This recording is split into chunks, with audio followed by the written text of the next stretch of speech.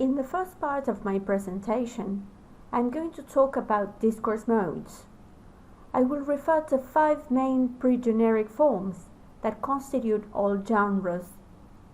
To do so, I will define what a discourse mode is, and I will then describe each one of the 5 different modes, providing exemplifications from the spoken language taken from our present-day social and historical context that lends itself to very powerful illustrations of the topics we will cover in this section of the class. Let me begin by referring to the notion of discourse mode. What is a discourse mode? Discourse modes are modes of operating with the language at a superordinate level, above genres and texts. They are pre-genres. The peculiarity of these pre-genres is that they do not have a specific social function in themselves. Instead, they are building blocks which we can draw on in many different genres and then use them in actual texts in flexible ways for a range of purposes. Gray defines discourse mode as modes of thought and discourse that represent clear ways of interpreting the world and of drawing meaning from interactions with the world. In other words, they are abstract ways of expressing relationships among the world. For example, a narrative mode will express relationships about the world which are quite different from a descriptive mode. To narrate and to describe are different ways of operating with language. However, when telling an anecdote, we are likely to resort to both modes at distinct moments in the genre.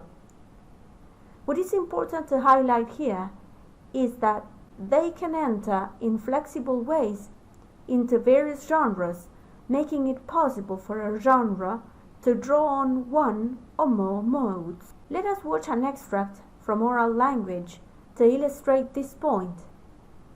A group of BBC correspondents from all over the world are participating in a radio broadcast on how poetry can help people in times of coronavirus pandemic. In what ways do they use narrating, instructing, reporting, describing, and interacting modes?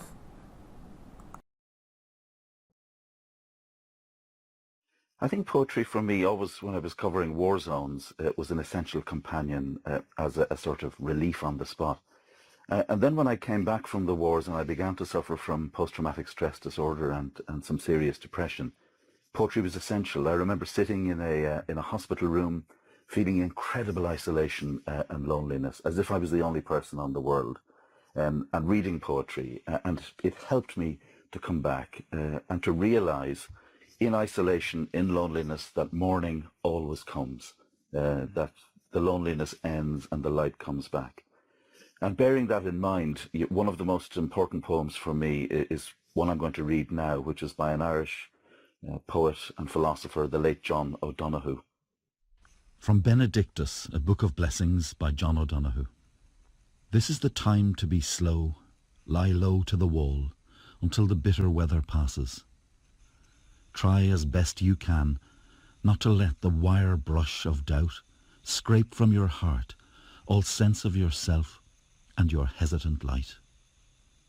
If you remain generous, time will come good, and you will find your feet again on fresh pastures of promise, where the air will be kind and blushed with beginning. Poetry has always been important to me. I've carried it around the world with me. I think the written word has always been my favorite art form. It's the most intimate form of artistic expression to me.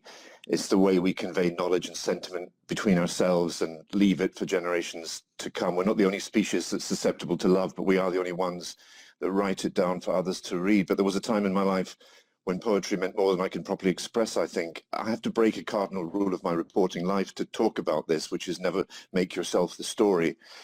But this is a time, I think, when we need to be sharing experiences of darknesses lived through and overcome. So here goes.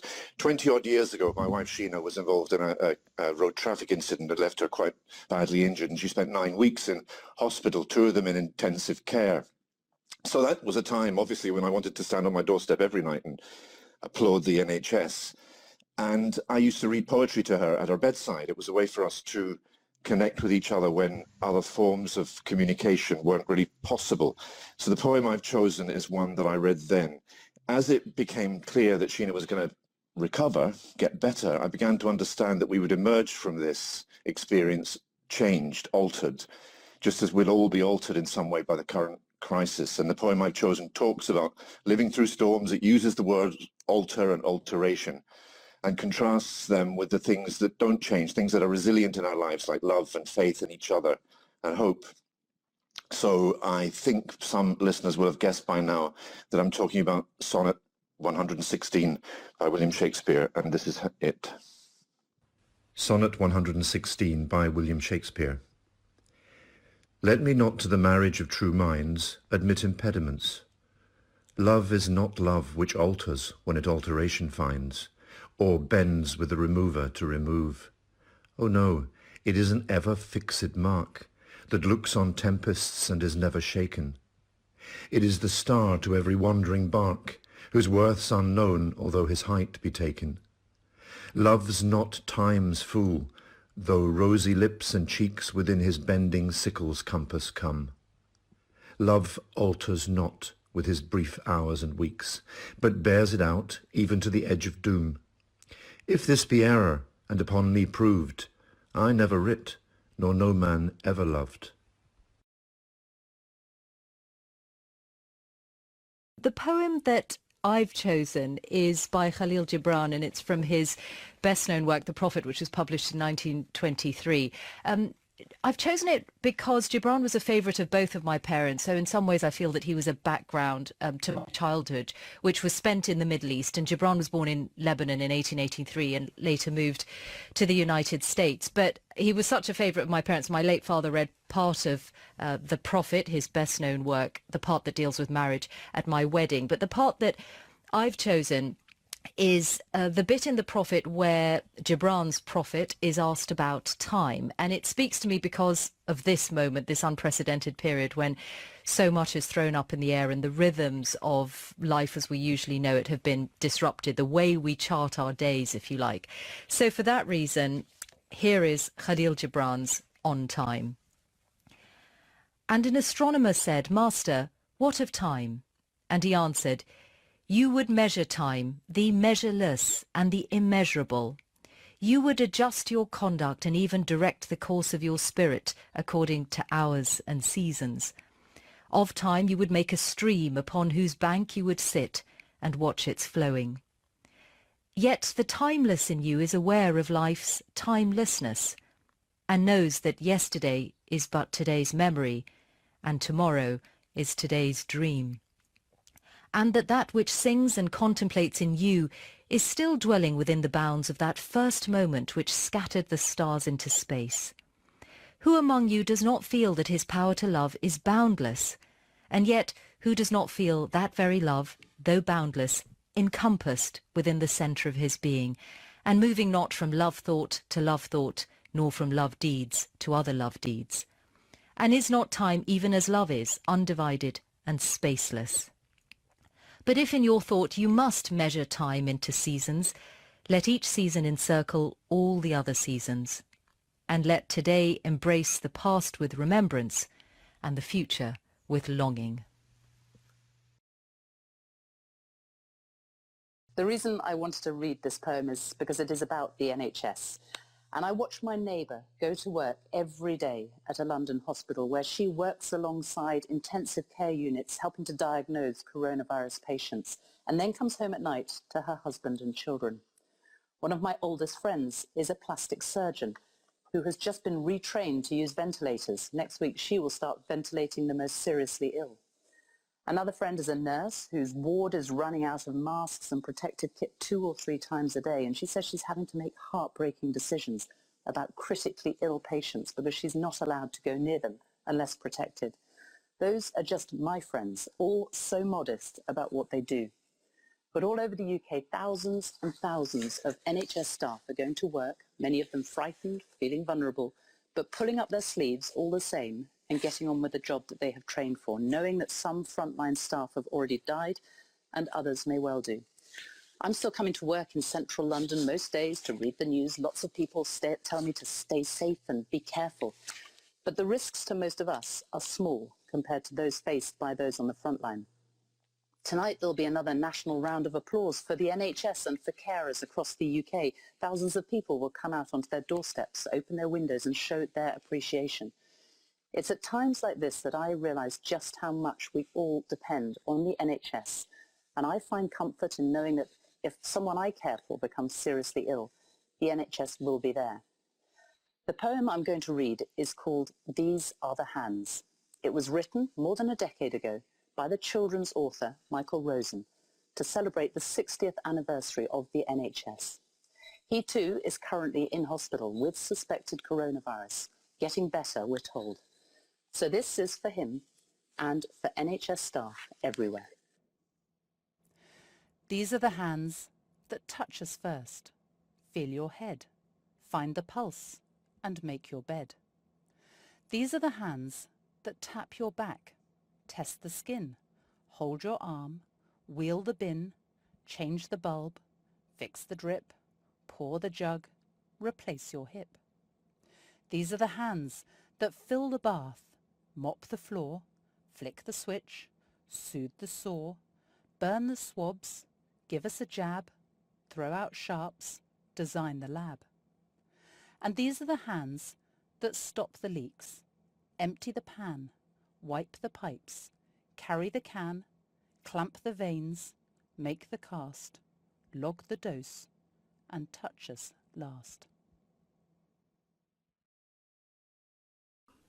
I'm going to be as cheerful as possible because this is a very hard time and it's miserable for so many and people are dying. But, you know, we're going to get through it. There have been some comparisons made with this fight against the virus and a war, and I think that's valid without the bullets.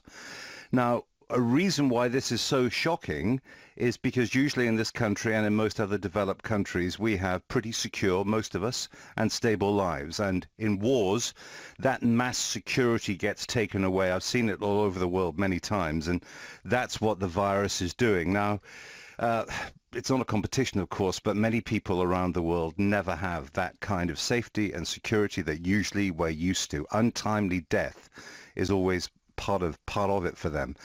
And so think about all that and the fact that you know, we have the NHS and many countries don't. And figures I've seen lately, 40 ventilators in Gaza for 2 million people, 3 ventilators in the Central African Republic for 5 million. So it's a time to count our blessings, I suppose, is what I'm saying. Now, this poem, Fernhill by Dylan Thomas, and I'm reading the first and last verses only because it's quite long. We had this on a Welsh Arts Council poster in my house when I was a kid. I talked about it with my father, so it reminds me of him. But it's about Dylan Thomas remembering when he was a boy, climbing an apple tree on a family farm, being master of all he surveyed and in control. Now, as an adult, he realizes life's not that simple and his life was difficult, and that one day we'll all die, but armed with that knowledge, the way I read it anyway, it can still be okay. And here it is. Now as I was young and easy under the apple boughs, about the lilting house, and happy as the grass was green, the night above the dingle starry, Time let me hail and climb golden in the heydays of his eyes, and honoured among wagons. I was prince of the apple towns, and once below a time I lordly had the trees and leaves trail with daisies and barley down the rivers of the windfall light. Nothing I cared in the lamb-white days that time would take me up to the swallow-thronged loft by the shadow of my hand, in the moon that is always rising, nor that riding to sleep I should hear him fly with the high fields and wake to the farm, forever fled from the childless land. Oh, as I was young and easy in the mercy of his means, time held me green and dying, though I sang in my chains like the sea.